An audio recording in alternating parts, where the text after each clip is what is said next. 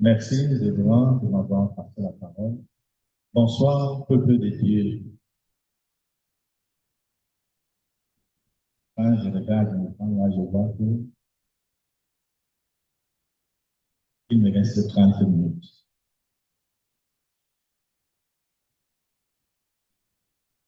Qu'à cela nous tienne, l'Esprit va nous donner de pouvoir exposer tout ce que nous avons préparé avant la fin, que nous ayons le temps de poser les questions pour la bonne compréhension, ou bien certains auront le temps pour compléter ce que ceci étant, le pasteur a déjà prié et nous allons passer au thème de ce lundi 10 mars 2025. Instrument de la gloire de Dieu. J'avoue que le premier orateur avait commencé par présenter certaines choses qui vont revenir dans mon exposé. Et c'est à partir d'eux que j'ai été édifié pour bâtir ce que j'ai pu faire. Parce que on ne prend pas un thème ex nihilo tempore. Donc, ça prend une base sur ce qui a été déjà dit. Et la base que nous tous avons utilisée, c'est la Bible.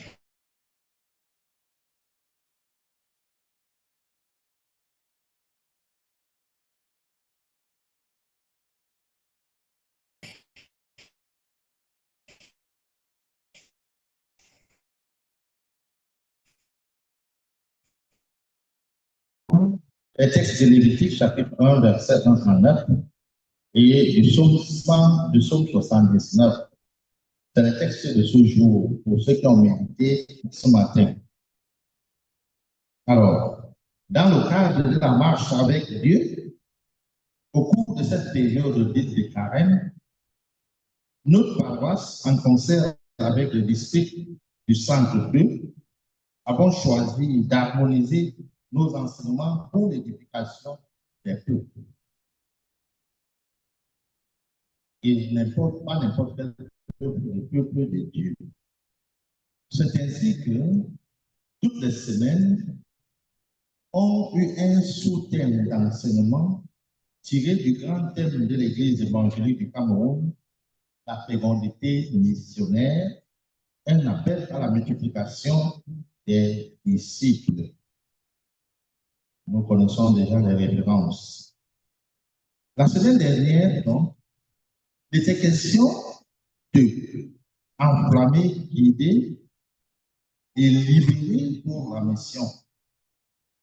Vivre et proclamer l'évangile.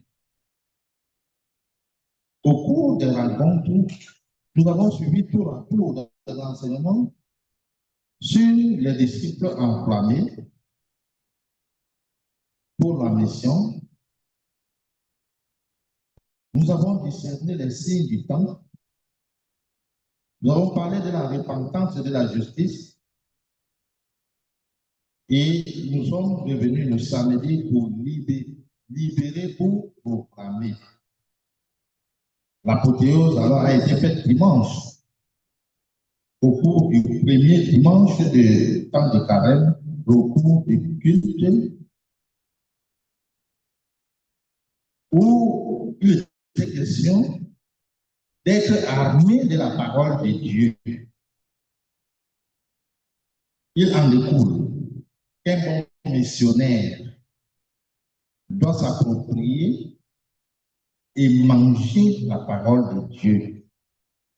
Car l'adversaire, le diable que nous appelons aussi Satan, utilise la parole de Dieu pour dérouter les chrétiens. Il est question de répondre donc au piège du diable par la parole de Dieu. Sans la parole de Dieu, le malin détourne du milieu des fidèles, des serviteurs, pour son service. Confère Luc chapitre 4, verset 1 à 13. De Dieu pour Dieu, c'est le thème de la semaine. De Dieu pour Dieu, vivons une vie de sainteté et de mission.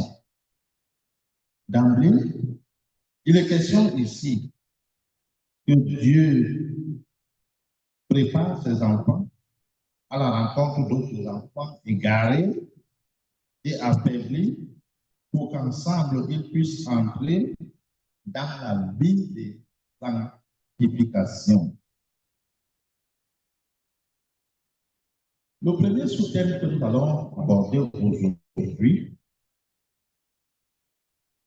et qui se dégage de notre guide, c'est instrument de la gloire de Dieu, tiré de Lévitique, comme nous avons énoncé tout à l'heure. C'est ce qui nous enseigne et c'est ce que nous allons voir aujourd'hui. L'objectif de ce thème, c'est quoi? À partir de cet enseignement, nous nous sommes fixés les objectifs. Nous ne sommes pas entrés, mais nous avons voulu bien avoir un objectif que nous allons poursuivre. Et à partir de cet enseignement, nous devons comprendre que Dieu nous a choisis pour être mariables entre ses mains, car c'est à travers nous que Dieu se manifeste aux hommes. Si nous comprenons donc que notre thème nous conduit à comprendre cela, que Dieu nous a choisi, que nous serons des instruments malléables entre ses mains pour qu'il se manifeste aux hommes. Pas plus, parce que nous avons déjà connu la manifestation de Dieu. Nous connaissons ce que la manifestation de Dieu, mais maintenant, dans ce thème, il est question que nous puissions nous approprier le fait que je suis un instrument entre les mains de Dieu. Et c'est à travers moi que Dieu va se révéler aux autres pour sa gloire. Donc, je suis un instrument de sa gloire aux autres. Alors, quelques mots sont à définir dans ce sous-thème. Puisque je ne voudrais pas encore faire lire les textes y afférents, je voudrais commencer d'abord par définir les termes qui nous semblent un peu ambigus dans le sous-thème. Nous allons essayer de voir ce que c'est qu'un instrument et ce que c'est que la gloire de Dieu. Nous avons pris le côté de la gloire d'abord et la gloire de Dieu. Quelques documents nous ont permis de comprendre ce que c'est qu'un instrument. Mais un instrument, au sens large du terme, nous ne pouvons pas finir d'en parler. Nous nous sommes limités au sens biblique, puisque nous avons utilisé le dictionnaire biblique.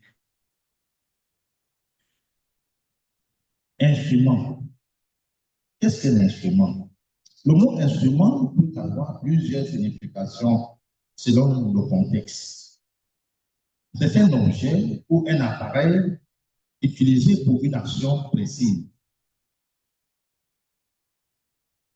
C'est aussi un outil servant à accomplir un travail.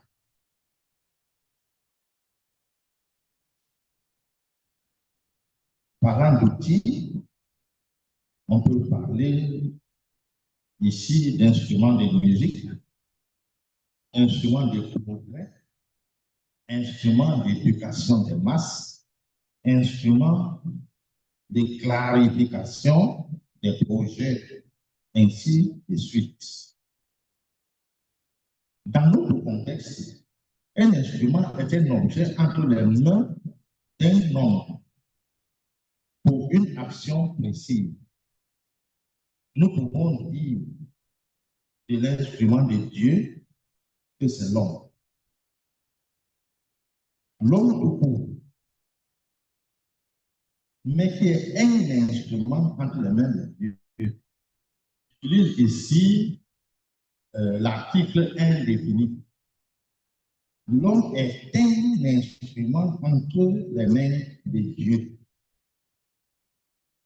Donc, c'est Dieu qui utilise l'homme. Qu'est-ce que la gloire? C'est une renommée éclatante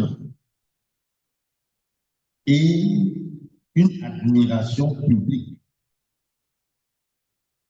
C'est une réputation fondée sur les exploits, les réalisations exceptionnelles.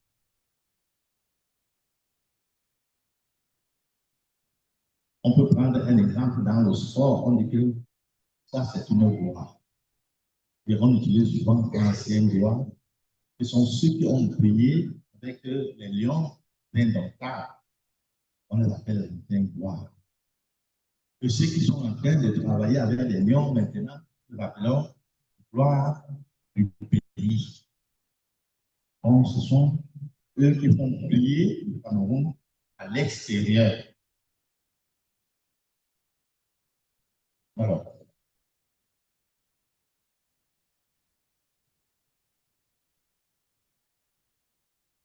dans le sens religieux ou spirituel,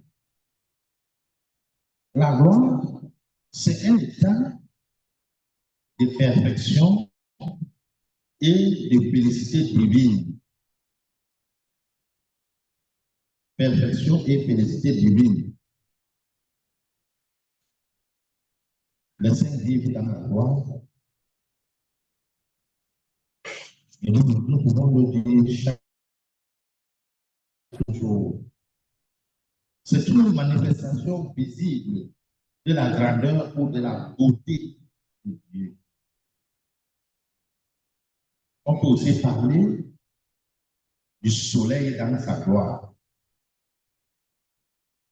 Lorsqu'on regarde le soleil au zénith, parfois tout le matin, on dit que le soleil est dans sa gloire parce qu'il a un éclat visible et rayonnant. La gloire peut être associée à la reconnaissance, à la grandeur, à l'honneur, à la dimension spirituelle. Alors, parlant de la gloire de Dieu, elle est la manifestation de la présence de Dieu telle que perçue par les humains selon les religions abrahamiques. Cela signifie que Dieu se manifeste. C'est le signe distinctif de sa présence salvatrice parmi les hommes. Jésus est celui qui a manifesté de façon définitive la gloire de Dieu, c'est-à-dire sa présence et son salut. Quand nous parlons ici des religions abrahamiques, c'est que nous avons défini la gloire telle que conçue dans le christianisme, telle que conçue dans le judaïsme, telle que conçue dans l'islam. Ce sont les religions abrahamiques. C'est donc la manifestation de Dieu. C'est donc la présence salvatrice de Dieu au milieu des hommes. Et nous savons qu'à dernier ressort, celui qui montre Dieu visiblement, spirituellement, au milieu des hommes, c'est le Christ Jésus. Christ est donc la gloire de Dieu. La gloire de Dieu dans le monde. Après avoir défini ces termes, nous voulons tout d'abord présenter les instruments que Dieu utilise pour ses réalisations, pour ses exploits.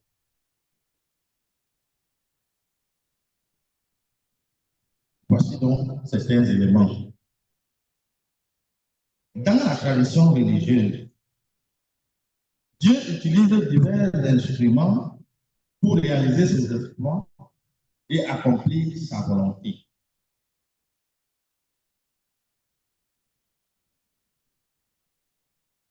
Ces instruments peuvent être des personnes, des éléments naturels ou des moyens spirituels. C'est pourquoi tout à l'heure, nous avons utilisé l'homme moyen de la gloire de Dieu comme un en utilisant l'adjectif indéfini. Donc Dieu se manifeste à travers plusieurs moyens. Les moyens peuvent être humains, les moyens peuvent être naturels, les moyens peuvent être spirituels. Les moyens humains, qui sont les hommes. Dieu choisit souvent les hommes et les femmes pour accomplir ses desseins. Ce sont parfois les prophètes, les prophétesses, les rois, parce qu'il a utilisé David. Nous pouvons aussi citer Marie, parce qu'il est passé par Marie pour faire sa gloire parmi les hommes. Nous pouvons aussi citer les apôtres comme les instruments de la gloire de Dieu. Et comme l'exemple plus patent, souvenons-nous de la traversée de la mer Rouge. Pour trouver sa présence au milieu des Hébreux, qui étaient déjà en peur, qui étaient anxieux, que voilà, les Égyptiens sont derrière eux. Dieu manifeste sa présence en leur montrant sa gloire. Et il ouvre à travers ce personnage mythique qui est Moïse. Il ouvre la mer Rouge et tout le monde y passe. C'est la présence de Dieu. C'est la gloire de Dieu. Les anges. Les anges sont un moyen de la gloire de Dieu. Les anges sont les messagers et les exécuteurs de sa volonté. Ah, nous tous nous connaissons le fameux récit de l'ange Gabriel, Dieu dans une ville de Galilée appelée Nazareth. L'ange apparaît à nous, c'est une gloire, et lui annonce la pensée de Dieu.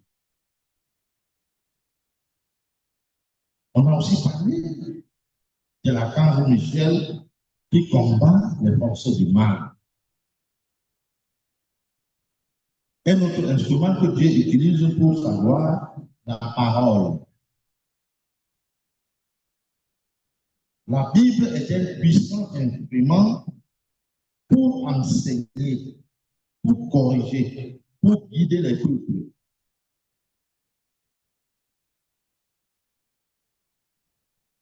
Dans 1 Timothée, chapitre 3, verset 16, nous pouvons voir clair. Dans Jean, chapitre 1, verset 1, commencement était la parole était avec Dieu, la parole était Dieu. Voilà les instruments de la gloire de Dieu. Il y a un autre instrument que Dieu utilise, les événements et les circonstances. Dieu peut se réaliser à travers des situations, même d'éviter, pour accomplir son plan. Nous avons pris ici un seul exemple que nous connaissons tous, l'exemple de Joseph pendu par ses frères. C'est un événement qui est émouvant. Mais, en fin de compte, c'était la présence de Dieu qui se manifestait au peuple d'Israël, petit à petit, jusqu'à ce qu'ils s'en sortent comme ils sont sortis. Dieu donc était présent au milieu d'eux. À travers ce personnage de Joseph, Dieu a régné sur l'Égypte, qui était la première puissance mondiale. À travers Moïse, Dieu a sorti son peuple d'Égypte. À travers Jonas, Dieu a averti les Ninivites sur le péché. Il y a beaucoup d'exemples que nous pouvons citer, que chacun de nous connaît. Il y a aussi des circonstances et de la nature, comme Dieu peut utiliser la nature, la sécheresse. Si nous lisons dans le livre de 1 roi, nous allons comprendre comment est-ce que Dieu a utilisé la sécheresse pour se manifester au peuple d'Israël. Dieu a aussi utilisé le déluge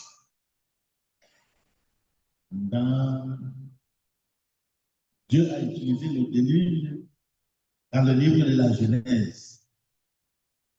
Alors, tous ces éléments rentrent dans le plan du salut divin. C'est à travers la nature, ces éléments, les hommes, les anges, les miracles, que Dieu entre dans sa gloire au milieu des hommes. Nous pouvons aussi citer le feu du ciel avec le prophète Élie. Il y a le Saint-Esprit qui est un autre élément. Il s'agit ici, il agit dans le cœur des croyants, les guide et les donne force et sagesse. Acte chapitre 1, verset 3. Acte chapitre 2, verset 1. Nous savons tous l'étonnement que les gens ont reçu lorsque Pierre, prenant la parole au milieu des gens, lui qui était considéré comme un illettré, mais il parle devant, avec la sagesse divine qu'il vient de recevoir, les langues de feu qui sont descendues sur lui. Donc, Dieu se manifeste en cette personne. L'Église aussi est une manifestation de la présence de Dieu. C'est un instrument. C'est un instrument qui montre la présence de Dieu. En ce que les chrétiens peuvent être des instruments que Dieu utilise pour répandre son amour et son message. Dieu utilise une grande variété des instruments selon le dessein et les besoins de l'heure et du moment. Nous arrivons maintenant au point qui est la gloire. La gloire de Dieu manifestée par l'homme. Nous sommes limités seulement à ça parce que nous avons vu tous les éléments qui manifestent la gloire de Dieu. Et chacun peut les expérimenter. Nous avons vu le soleil avec tout ce que ça donne. Mais nous voulons ici mettre l'homme au centre des préoccupations de la gloire de Dieu. Parce que nous sommes les hommes. Et selon le thème de l'Église, c'est nous qui avons été choisis pour la multiplication des disciples. C'est pourquoi je me limite ici à l'homme. La création tout entière est la manifestation de la présence de Dieu, sa grandeur et sa magnificence. Elle a pour but de glorifier Dieu. La création est un instrument de la glorification de Dieu. À chaque création, Dieu vit que tout était bon. Oui. À la création, quand il finit, c'est que le premier jour, il dit, Dieu vit que c'était bon. Le second jour, c'était bon. Mais lorsque Dieu créa l'homme, il vit que c'était très bon. Il vit que c'était très bon. Lisez dans le livre de la Genèse, après la création de l'homme, il vit que c'était très bon. Alors, l'homme a été créé pour la glorification de Dieu. Le fait que l'homme soit à l'image de Dieu signifie que l'homme est semblable à Dieu et représente Dieu. Oui. L'homme est semblable à Dieu et représente Dieu. Partout où il peut se présenter, il représente Dieu, il est semblable à Dieu. Mais dans l'humilité humaine, l'homme doit reconnaître qu'il est une créature de Dieu et il ne saurait s'égaler à Dieu. D'où sa présence et ses actes qu'il pose doivent rendre témoignage à Dieu. L'homme, lorsqu'il se présente, parce qu'il est créé à la ressemblance de Dieu, à l'image de Dieu, ça veut dire que c'est Dieu. Mais dans l'humilité, le chrétien que nous sommes, l'enfant de Dieu que nous sommes, nous savons que nous sommes des créatures. Et lorsque nous partons, ce n'est pas notre gloire que nous recherchons, mais c'est la gloire de Dieu. Je pose donc ici des actes, non pas parce que je veux me faire voir. Je chante dans la chorale, non pas parce que je veux me faire voir, mais je rends la gloire à Dieu. Je prêche, non pas parce qu'on va voir mon intelligence, non pas parce qu'on va m'applaudir, et si on m'applaudit même, ce n'est pas une bonne chose. Parce qu'on m'applaudit un mineur. Or, je ne suis qu'un instrument que Dieu utilise. Et si le message passe par moi, ce n'est pas mon message, c'est le message de Dieu, il y aura une gloire. Donc, la présence de Dieu est donc significative et l'homme agit à la glorification. Il y a donc certaines étapes que l'homme doit traverser pour parvenir à rendre gloire à Dieu. Ces étapes, nous allons les lire tout à l'heure. Mais ici, nous avons eu les textes de Lévitique. Nous avons vu comment Dieu utilise Moïse pour se manifester aux hommes à travers les sacrifices. C'est le texte. Et nous avons aussi vu comment le psalmiste se plaint qu'il y a du sang partout. Du sang partout. Il recherche la sainteté. Et c'est lui qui est donc cet instrument qui doit crier auprès de Dieu. N'abandonne pas. Jusque la calme. Seigneur, laissera-tu cette situation? Alors le psalmiste se plaint. Moïse aussi rend compte de ce que Dieu lui a dit au peuple, afin que ceux-ci qui étaient discriminés, ceux qui n'avaient pas la possibilité de se présenter devant la tente d'assignation, la tente de Dieu, ceux qui ne pouvaient pas, on ne rêvait pas qu'ils peuvent. Mais Dieu dit, n'importe qui viendra offrir son offrande ou bien son sacrifice, apportera une bête et il posera la main sur sa tête. Et lui-même égorgera et les frères qui sont les enfants des Lévites vont rester. Alors, Dieu se manifestait donc dans la gloire, manifestait sa gloire à travers les flux de ces sacrifices. Et il manifestait la gloire, était passant par les hommes.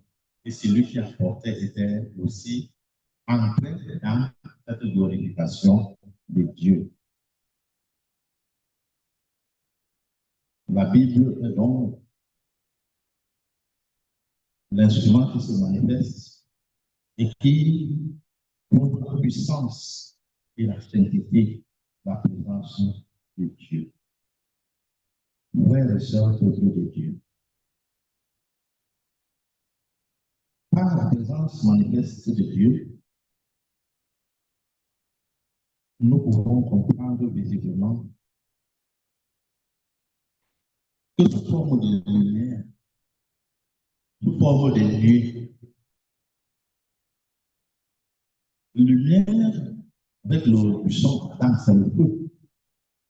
La nuit dans le temple d'Israël, dans le temple d'Israël, la nuit remplissait et c'était la présence de Dieu, c'était la gloire de Dieu.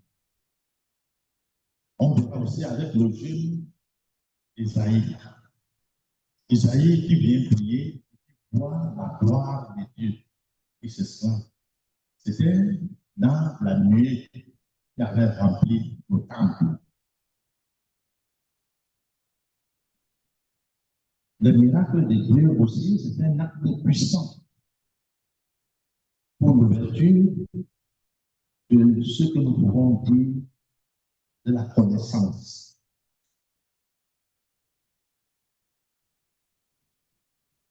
La vraie manifestation de Dieu, la vraie gloire de Dieu, c'est à travers, c'est fait après la rédemption. La rédemption qui s'est déroulée sur la croix et le sang versé, alors la gloire de Dieu a été manifestée aux hommes par la présence du Fils de Dieu. Après nous avoir acheté de nos péchés, il est entré dans sa gloire. Il est ressuscité. La résurrection, c'est donc la gloire de Dieu manifestée aux hommes. Voilà, frères et sœurs, ces actes qui ont prouvé la présence de Dieu, la manifestation de Dieu. Mais jusque-là, on ne perçoit pas notre thème. On ne perçoit. Donc, il faut être comme pour percevoir le thème. Instrument de la gloire de Dieu. Un instrument de la gloire de Dieu, c'est ça. Comme nous avons donc défini, c'est quelque chose que Dieu utilise pour manifester sa gloire. Alors, puisque nous avons choisi l'homme, je voudrais que l'homme même se lève, l'un de nous se lève pour lire dans le texte de Matthieu, chapitre 5, versets 14 à 16, et l'autre livre, Éphésiens, chapitre 6, versets 14 à 17. Et ce sera le moment où je vais conclure. Matthieu, chapitre 5, versets 14 à 16. Qui a trouvé? Le sommet d'une colline n'échappe pas au regard.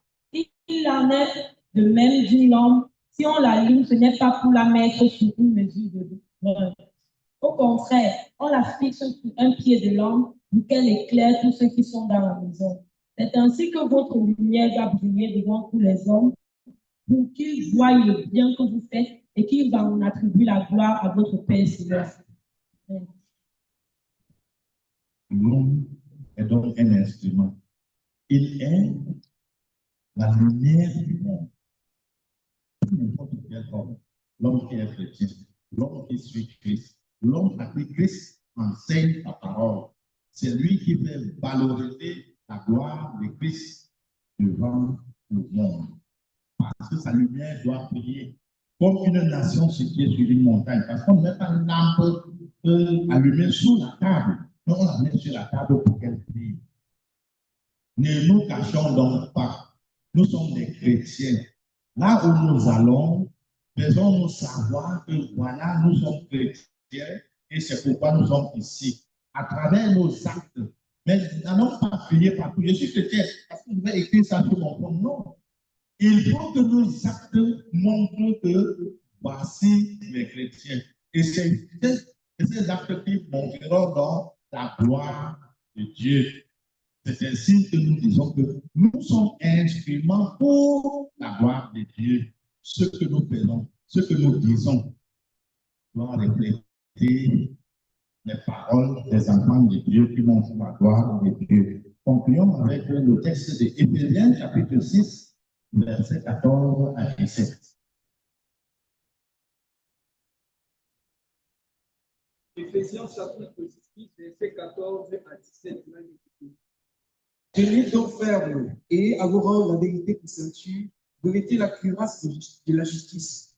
Mettez pour chaussures à vos pieds les ailes qui donnent l'évangile de paix.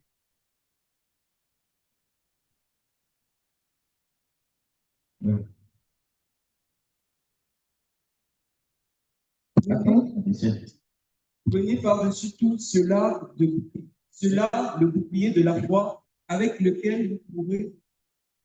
Je prends un peu bien, maintenant pour que nous suivions. Éphésiens 6, verset 14 à 17, là il est écrit.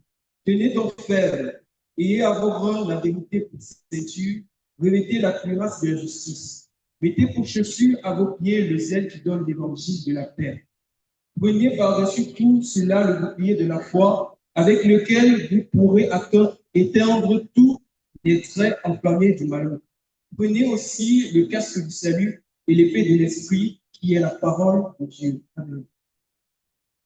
Frères et sœurs, voilà pour nous l'aboutissement. Nous sommes donc instruments pour la gloire de Dieu, instruments de la gloire de Dieu. Si nous n'avons, il faut passer par certaines étapes. Il faut avoir la foi.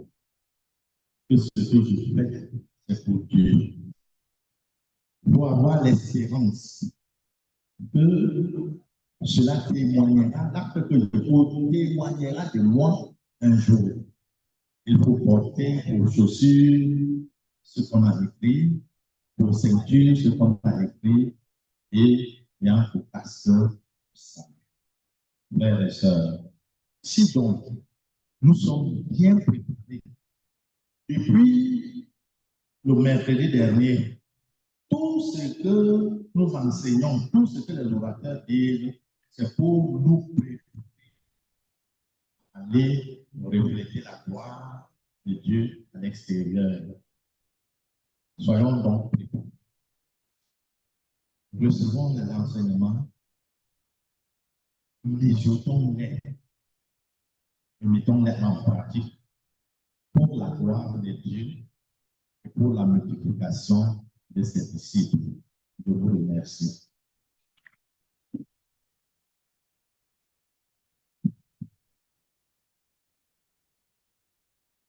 Une salle de prière pour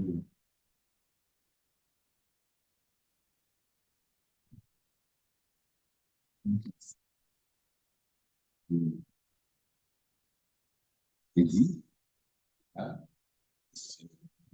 ne sont pas un soupçon, sanction passe par notre fruit.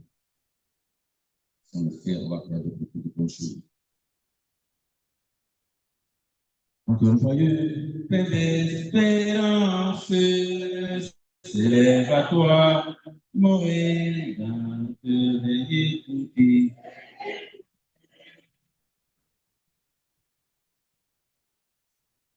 Un pauvre humain fait des péchés. En toi seul ma confiance.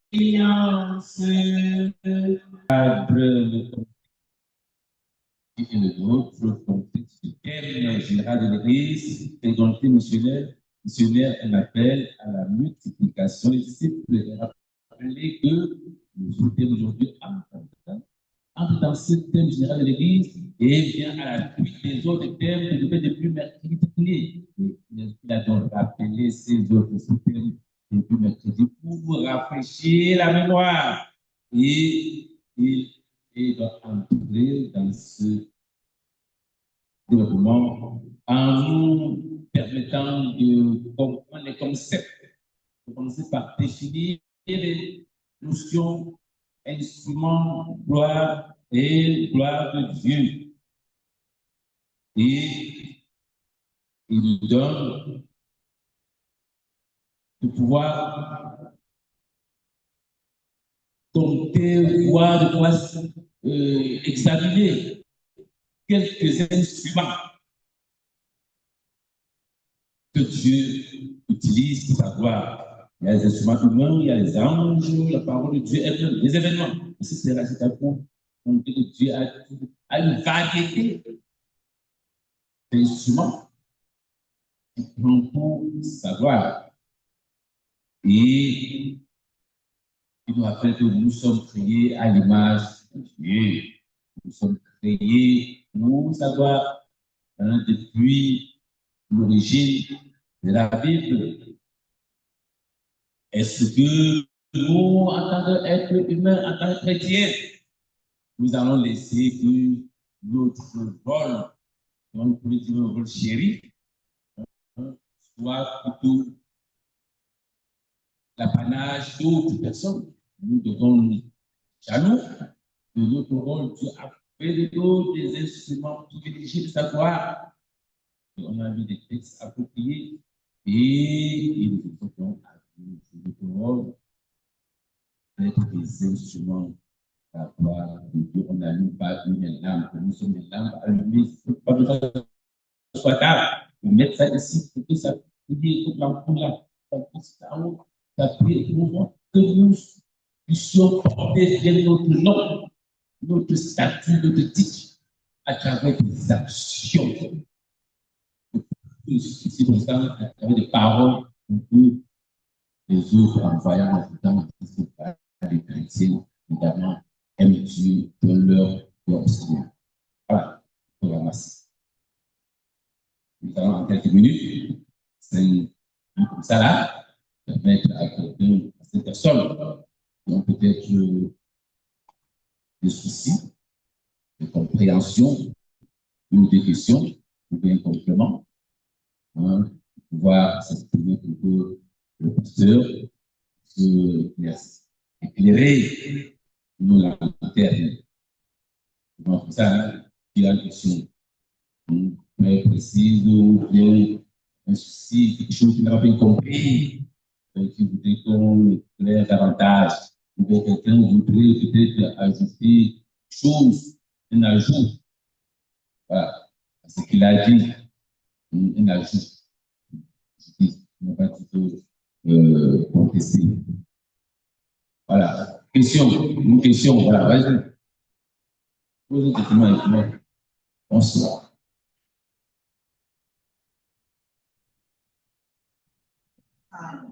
Féliciter notre pasteur pour le brillant exposé. Ça a été succinct et suivi. Mais à la fin, il a un peu au niveau de la conclusion qui est aussi importante. Donc, ce qui fait que j'aimerais que le pasteur nous redise quelles sont les étapes pour devenir un instrument pour la gloire de Dieu. Merci. Merci. Complètement. Voilà. Les étapes pour être un instrument pour la gloire de Dieu, il y a 3 grandes étapes que j'ai notées dans mon exposé, que j'ai survolé parce que le papier était déjà la sorte. Or, une grande étape. La première étape, c'est d'avoir la foi.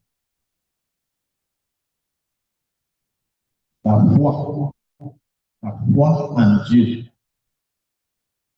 La seconde, c'est être justifié par Dieu. Avant Dieu, pouvoir l'aimer. La seconde, c'est être justifié par Dieu. La troisième, c'est entrer dans une vie de sanctification. On peut apporter des exercices sur ça. D'abord, la foi. La foi qui vient avec l'écoute de la parole de Dieu, le suivi de la parole de Dieu. La foi jaillit en nous et se travaille dans nos cœurs. Maintenant, dès que nous avons cette foi et que nous marchons selon cette foi, Il faut que nous nous sentions justifiés par Dieu. Il est justifié par Dieu. Dès que nous sommes donc justifiés par Dieu, il nous déclare juste. Ça, c'est une grâce. C'est lui qui juge. Ce n'est pas nous qui jugeons pour dire que je suis juste, c'est Dieu qui juge. Et lorsque, quand nous avons traversé cette étape, donc, quand nous sommes justifiés par Dieu, ça ne veut pas dire que le péché est venu en nous. Nous entrons dans une étape de sanctification.